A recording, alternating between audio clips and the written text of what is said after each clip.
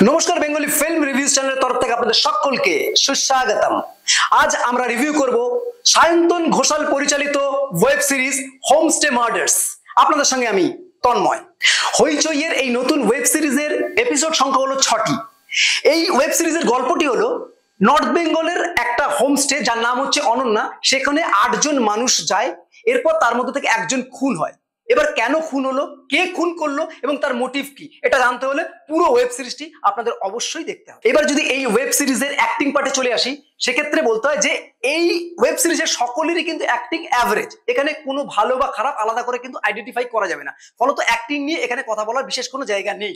এবার যদি এই ওয়েব সিরিজের কিছু পজিটিভ এবং নেগেটিভ পয়েন্টের কথা বলি, সেক্ষেত্রে প্রথমেই পজিটিভ পয়েন্টে একটা কথা বলতে হয় যে এর প্লটটা, এরকম প্লট কিন্তু খুব আননোন এরকম ব্যাপার নয়। আমরা বিভিন্ন রকম নভেলে, বিভিন্ন রকম সিনেমা এরকম প্লট দেখে থাকি, কিন্তু এই প্লটগুলো কিন্তু আমাদের আনন্দ দেয়। এখানেও কিন্তু আমরা দেখি যেভাবে এই গল্পটিকে সাজানো হয়েছে সেটা আমাদের থ্রু আউট ওয়েব সিরিজ জুড়ে আনন্দ দিচ্ছে। এই জাতীয় প্লট ওরিয়েন্টেড যে সমস্ত ওয়েব সিরিজ হয় বা যে সমস্ত গল্প হয়, তাতে কিন্তু একটা বিষয় লক্ষণীয় যে বেশ কিছু আননোন মুখ একসাথে তারা থাকছে এবং থাকতে হচ্ছে।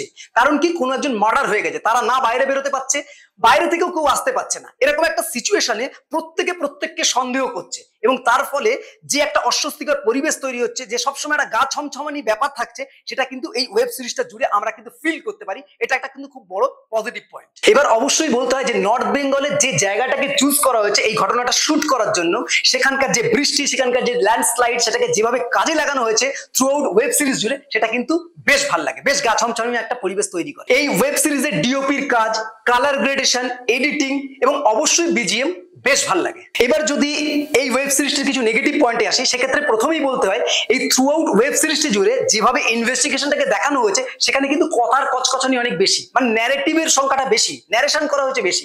কিন্তু এই জাতীয় ওয়েব সিরিজের ক্ষেত্রে, এই জাতীয় সাসপেন্সের ক্ষেত্রে দৃশ্যটাকে যদি খুব বেশি করে দেখানো হয়, যদি দৃশ্যায়নটা বেশি করে করা যায়, তাহলে কিন্তু বেশি আকর্ষণীয় হয়, সেটা এখানে পাওয়া যায় না। এবং দ্বিতীয়ত, শেষে যেভাবে খুনি ধরা পড়ে সেই জায়গাটা না কোথাও যেন মনে হয় গল্পের মানটাকে একটু নামিয়ে দেয়। এটা আরেকটু অন্যরকম ভাবে ট্রিটমেন্ট হলে ভালো লাগতো।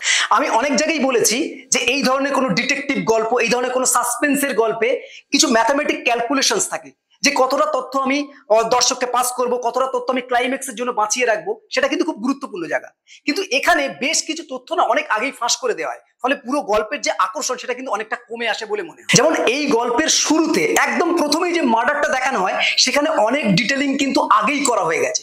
সেটা একটু পরে করলে, রয়েস হয়ে করলে সম্ভবত আরো বেশি ভালো হতো গল্পটা। এই জাতীয় গল্পে যেখানে একটা স্থানে সকলে বন্দী রয়েছে, সেরকম গল্পের ক্ষেত্রে না ক্যারেক্টার ড্রিভেন কাজ হওয়া কিন্তু খুব গুরুত্বপূর্ণ।